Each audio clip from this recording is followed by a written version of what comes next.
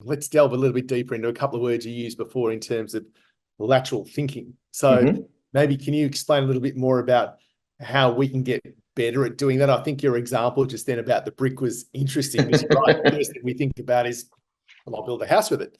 But, Yeah. there's so many different things apart from throwing it through a window that we can, well, mind you, sometimes it comes in handy. Keys inside the house or lock your keys inside the car. Don't recommend it. No, that's exactly right. It can be expensive. But yeah, can you explain a little bit more about that? Yeah. So look, lateral thinking is a term that was kind of popularized by Edward de Bono.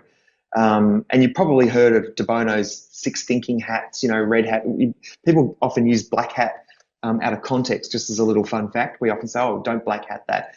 Black hat doesn't mean negative. Black hat means let's add some caution and think about the potential risk. It doesn't mean no. So if you use black hat colloquially, just think about it's part of a series. But anyway, de Bono developed what he coined lateral thinking. And effectively, lateral thinking is looking at a problem from a different perspective. And an example I use in my workshops goes like this. Imagine you are the manager of an apartment building and people come to you and they say the elevators are too slow. Now, a literal way to solve that problem is obvious. Make the elevators go faster. Okay? They're too slow, we'll make them go faster. Thank you. A lateral way to solve that problem is to think about it from a different perspective. What does a fast elevator look like? How fast does it go? What does a slow one look like? We don't actually have an actual answer. It's not a fact. It's actually a perception. So if we deal with that laterally, we go, well, what are some other ways we could solve this problem? And you might decide to put music in the elevator so people don't perceive that the time to take from the bottom floor to the top is so long. You might put mirrors in there so they get distracted by their own appearance. So you might find things that solve the problem, but not as it was presented to you. And lateral thinking helps you address the cause, not the symptoms. So in that example, the symptoms are someone complaining that it's too slow. The cause is not the elevators are too slow. The cause is someone is bored in the elevator and they believe it's too slow. So if you then think broader and think about the work that you do every single day and what people either complain about or they ask you to help with or what problems they have, it's about saying, well, there are literal ways to solve problems and sometimes they're appropriate. From a creative problem solving perspective, it's about trying to laterally look at that, redefining it, looking at it from a different point of view.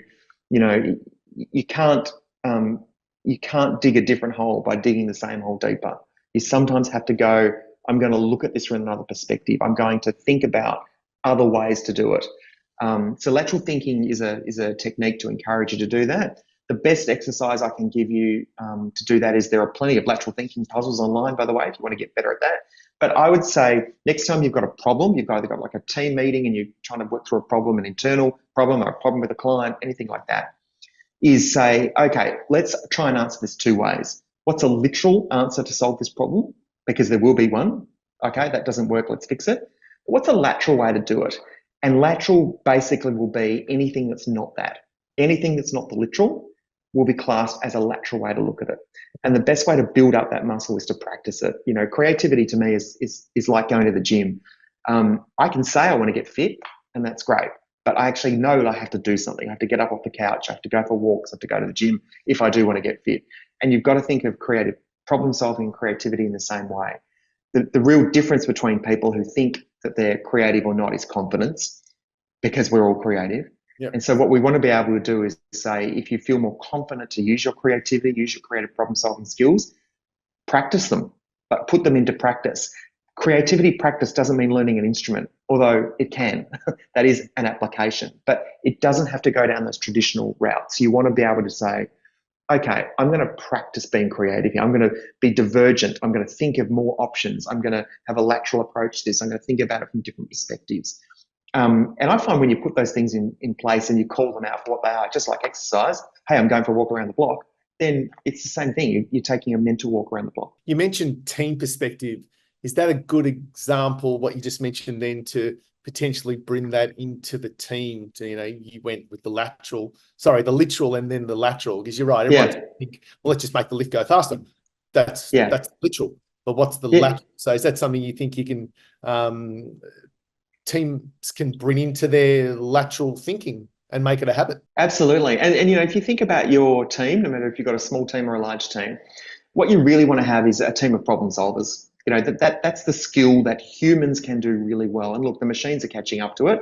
But the problems that machines can solve at the moment are probably more of the routine, menial, predictable paths.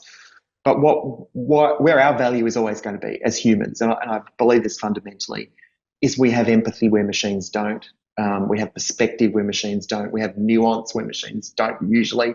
We can kind of contextualize solutions. So while AI might be good at time saving, which it certainly can be, it can take some of the menial tasks away. It can help free up time. Use that time you've got instead with your teams to encourage them to be better problem solvers. Because if you've got a team of 20 and 3 of them are great problem solvers and 17 aren't, the most effective way to increase value to your business is to unlock their creative problem solving potential, because they're going to be able to sit with your customers, your clients, and go, I know you're saying it like this, but now I'm thinking about that differently. I wonder if we can help you solve that problem in another way. You're going to realize that incremental value, and your business is going to attract, help with your loyalty for one, but you're going to attract more customers if your people are thinking about things in different ways. And I don't know about you, Paul, but I always love businesses where it doesn't matter if they can solve my problem today, but if I like the way they think, Yes. I'm going to come back and ask them again. I'm going to go, this might not be for you guys, but I've just been thinking about this kind of planning thing I'm doing, this strategic plan. I really like the way you think, so could you help with that? And you might look at that and go, well, that's not really one of our core skills or service offerings, but I think we can help you with that. And that's where you can realize some incremental revenue. You can broaden out the scope of your business, but it comes from that core discipline of unlocking the creative problem-solving potential in your team.